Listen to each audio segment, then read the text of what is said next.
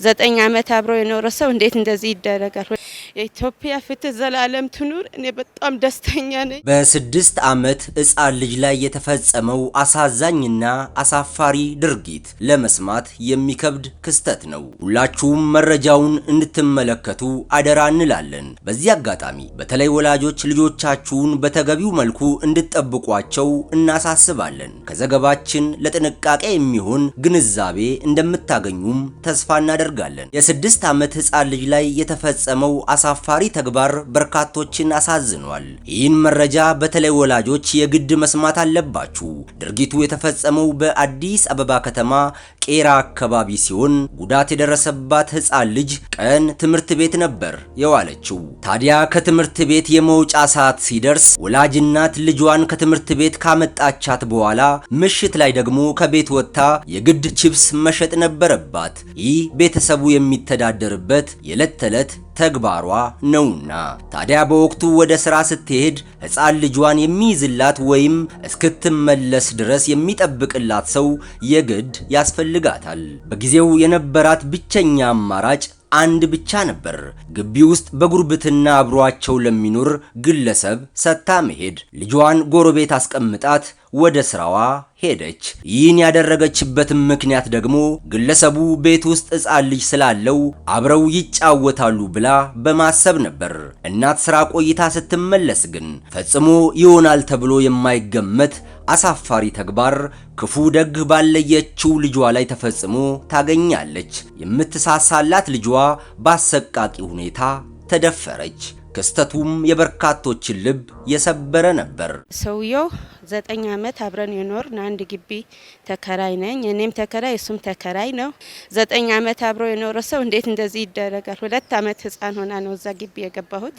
እንደዚህ ሆነ። ከዛ ሐኪም ቤት ጤና ጣቢያ ደግሞ ምርመራ አረጉላት።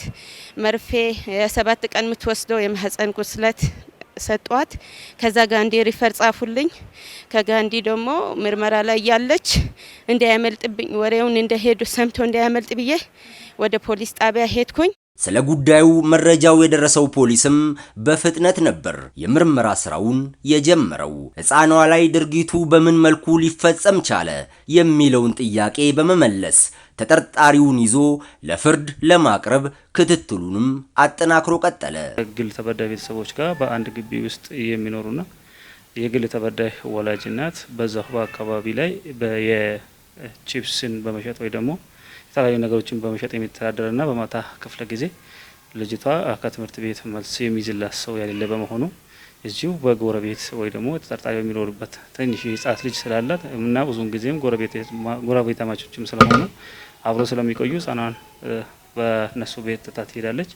የግል ተበዳይዋም በዚሁ ቤት ውስጥ ጥላ በሄደችበት ተጠርጣሪው ከሷ ትንሽ አነስ የምትል ሕፃን ልጅ ያለው በመሆኑ ሕፃኑን ካስተኛ በኋላ የግል ተበዳይ ሕፃን ላይ ያስገድዶ መድፈር ወንጀል ፈጽመዋል ማለት ነው።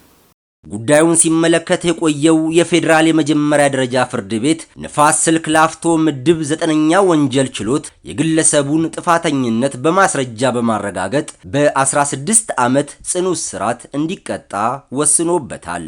በዚህ ወቅት የተጎጂዋ ወላጅ እናትም በተላለፈው የፍርድ ውሳኔ ደስተኛ መሆኗን ገልጻለች። ሰውየው 9 ዓመት አብረን የኖርን አንድ ግቢ ተከራይ ነኝ። እኔም ተከራይ እሱም ተከራይ ነው። 9 ዓመት አብሮ የኖረ ሰው እንዴት እንደዚህ ይደረጋል? 2 ዓመት ህፃን ሆና ነው እዛ ግቢ የገባሁት። ትክክል ፍትህ ተሰጥቶታል። እኔም የተከታተልኩት ነበረ። በችሎት ሁሉ ሄጄ እየተከታተልኩት ነበረ።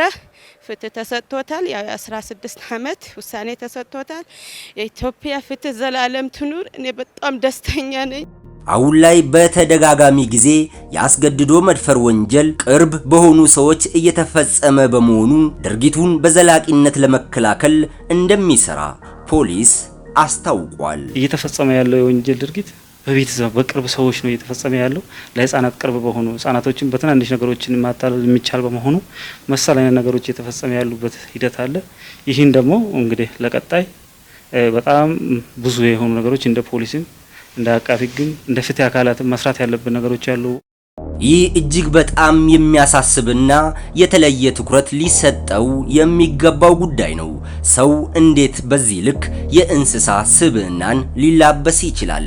በዚህ አጋጣሚ ወላጆች ከፍተኛ ጥንቃቄ ለልጆቻችሁ ማድረግ ይኖርባችኋል እንላለን። በየቀኑ ተመሳሳይ የጥንቃቄ መረጃ እንዲደርሳችሁ ቻናላችንን ሰብስክራይብ በማድረግ የሚዲያችን ቤተሰብ ይሁኑ። ይህ ዴይ ቱ ዴይ ኢትዮጵያ ነው።